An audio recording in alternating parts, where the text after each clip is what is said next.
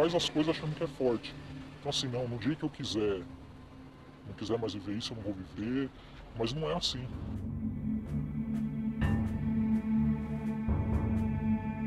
Então comecei a conhecer várias pessoas, vários homens. Cada noite eu ficava com um homem diferente.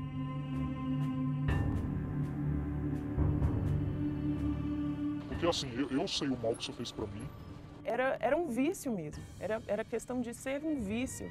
O sexo na minha vida era um vício. O Destrave está no ar para falar de um problema cada vez mais comum na nossa sociedade: os transtornos relacionados à sexualidade. Por que será que algo que pode fazer tão bem ao ser humano tem se tornado um pesadelo para milhares de pessoas? Padre, o que é a sexualidade humana e como podemos defini-la? Bom, veja, é importante esse adjetivo, humana, porque uma coisa é sexualidade animal, outra coisa é sexualidade humana. Muitas pessoas se equivocam com relação à sexualidade humana exatamente por isso, porque pegam como um parâmetro um animal. Mas o jeito de o ser humano viver a sexualidade é bem diferente do animal. Ou seja, um animal, ele faz o ato sexual, mas depois não existe insatisfação, inquietação, angústia, sentimento de vazio, depressão, nada disso. O ser humano, sim. O ser humano, se aquela relação sexual que ele fez não teve um sentido correto, se ele errou o alvo, né? Se ele não acertou o sentido que Deus fez para a sexualidade humana, a pessoa então vive uma sexualidade totalmente desordenada, uma sexualidade que desestrutura e destrói a pessoa por dentro. Então, a sua pergunta foi muito oportuna, você dizer sexualidade humana. Por quê? Porque o ser humano é uma forma de o espírito conviver com a matéria. O ser humano é alma e é corpo. Então, sexo sem alma é um negócio que não dá certo. É por isso que a igreja coloca a sexualidade dentro do matrimônio, né? Os animais não têm matrimônio, não existe matrimônio, não existe casamento entre animais, né? Por mais que em algumas espécies animais exista um acasalamento onde de fato existe um casal, não existe verdadeiro matrimônio. Também entre os animais não existe a questão da paternidade e da maternidade. Ser pai, ser mãe é uma realidade profundamente espiritual, né? Eles podem ser os reprodutores, podem ser, né, os procriadores, mas não verdadeiramente pai, verdadeiramente mãe. Muitos são os significados que se dá ao termo sexualidade. No dicionário você vai encontrar qualidade do que é sexual ou modo de ser próprio do que tem sexo. Para a psicologia, a sexualidade é um conjunto de relação corpórea, psíquica, sentimental e de desejos voltados a pessoas e objetos. Já a moral católica ensina que a sexualidade é uma realidade biológica, psíquica e também espiritual. A integração e harmonia dessas realidades garante a integridade da pessoa. Então, o que é a sexualidade humana? A sexualidade humana é uma realidade física que integra um projeto espiritual. Então, essa realidade, o espiritual, o psíquico e o físico, precisam estar integrados. Quando você faz sexo divorciado da sua alma, então ali você está se desestruturando porque você está dilacerando o todo daquilo que Deus criou. Acontece que quando eu fiz 15 ou 16 anos, eu comecei a namorar. Com ele eu perdi minha virgindade e a partir daí eu fui caminhando para uma sexualidade cada vez mais desregrada, porque eu tinha o sexo quando eu queria com ele. Era qualquer hora do dia, em qualquer lugar. Eu namoro há 5 anos com uma pessoa e assim que eu comecei a namorar com ela também, a gente começou, depois de alguns meses, a se relacionar. Quando passou um certo tempo do nosso namoro, eu me sentia mal, me sentia, sei lá, inseguro. Eu procurava outras pessoas e frequentei lugares de prostituição mesmo. E assim, durante um ano e meio, mais ou menos, isso foi muito frequente. Essa vida é muito engraçada porque o mundo, ele sempre vai te puxando para mais.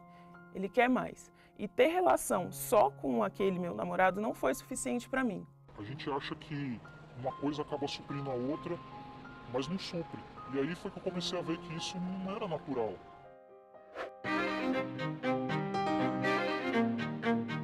Falar abertamente sobre sexualidade era um verdadeiro tabu, mas com a revolução sexual dos anos 60, o sexo não apenas saiu da intimidade dos lares, como passou a ser algo superestimulado e até mesmo comercializado. Saiu do proibido ao libera geral em um curto espaço de tempo. E o reflexo disso é uma sociedade cada vez mais sexualizada. A revolução sexual dos anos 60 e 70, né, aconteceu, em primeiro lugar, com a separação entre sexo e filhos. Depois, outras rupturas vieram, mas a ruptura inicial se deu nisso, com a possibilidade de se ter relações sexuais sem ter filhos, que foi a revolução da pílula, né, dos anos 60. Com a invenção da pílula e depois com a propagação cada vez maior do uso da camisinha, né, aconteceu que as pessoas, então, até culturalmente, separaram a ideia de que sexo tem alguma coisa a ver com filho. Isso foi uma obra de engenharia social e de revolução cultural, digamos assim, extraordinária. Assim, como que nós chegamos a esse ponto que nós estamos hoje? Ou seja, os caras, quando pensaram o negócio, pensaram de forma bastante engenhosa e conseguiram alcançar o que eles queriam, que é a dissociação, a separação do sexo com aquilo que é a finalidade que Deus criou. É uma coisa, a gente pode dizer, usar a palavra, diabólica.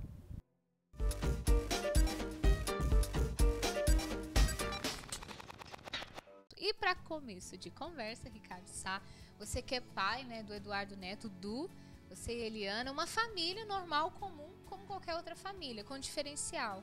Obviamente, por vocês terem consagrado a sua vida a Deus. Mas aí uma pergunta, como vocês tratam do assunto sexo dentro de casa, principalmente com o Du?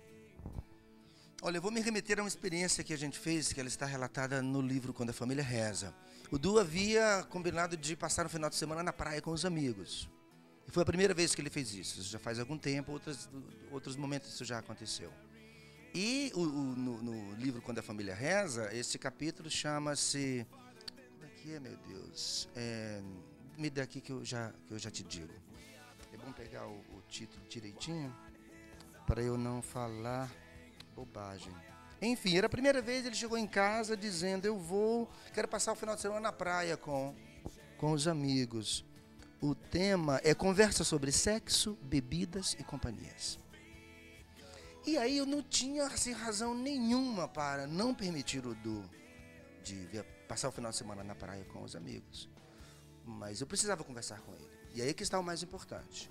Eu cheguei e conversei com o Du. Digo, Du, é o seguinte, rapazes da sua idade, eles se organizam para irem à praia para beber, para transar, para usar droga. Na maioria deles. Você não está proibido de forma nenhuma de ir à praia. Vá à praia, mas o que é que você vai fazer na praia? Conta pra mim, quais são os seus planos, meu filho, na praia? Aí você vai tranquilo, e eu vou tranquilo, porque eu confio em você. Aí ele me falou o que ele estava planejando fazer na praia, e foi pra praia. Então, conversa sobre sexo, bebida, sobre companhia, a gente precisa ter, olhando nos olhos dos filhos, o que a gente pensa que é uma tarefa muito simples, mas ela de fato só que ela é exigente. Eu estou aqui mantendo os meus olhos nos seus olhos. Isso faz com que a nossa conversa fique diferente pra caramba. Se a gente faz isso com o filho... E olha, muitas vezes eu precisei, Eliana também, nós precisamos pedir pro Dudu, olha pra mim que eu estou falando com você. Isso não é assunto pra gente conversar, é pra gente ficar olhando pra parede, ou a gente ficar desconversando, olhando pro chão. A gente precisa olhar nos olhos. Então a gente trata disso diretamente, a gente não trata via computador, a gente trata disso olhando nos olhos, e a gente trata rasgando o coração. Pais vivem preocupações sobre a vida sexual dos filhos e não contam. É um medo de invadir a vida dos filhos, um medo de ser inoportuno, quando na verdade o que mais um filho deseja é que os pais se interessem por esses assuntos que são fundamentais. Eu penso que muitos filhos trilham um caminho que podem conduzi-los a transtornos na experiência sexual porque não sofreram esse impacto bacana que é, puxa, meu pai e minha mãe entraram na minha vida para falar sobre sexo. Ricardo, e partindo da sua experiência, né, você falou do assunto dentro de casa e o assunto dentro de você, né? Você viveu um namoro com a Eliana, teve que esperar, né?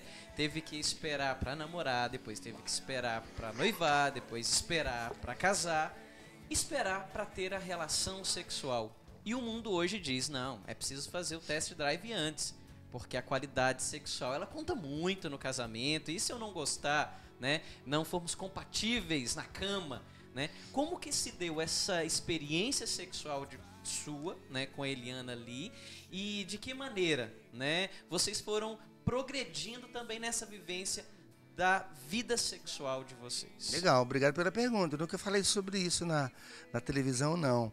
Então, esperar ter minha primeira relação sexual com a Eliana não foi fácil, não. Não foi fácil porque Eliana é uma mulher muito linda e eu sou, assim, completamente louco por ela. Então, nós tivemos momentos, assim, especialmente na época do nosso noivado, em que, Jesus Cristo, nós tínhamos que correr um do outro. Não fica rindo, não, cara. A gente teve que correr um do outro para que a gente não avançasse no carinho, na carícia, naquela carícia específica que prepara o homem e a mulher para a relação sexual. Não é? Isso está no beijo, no abraço, onde a gente põe a mão. E Eliana e eu vivemos tudo isso. Eu vivi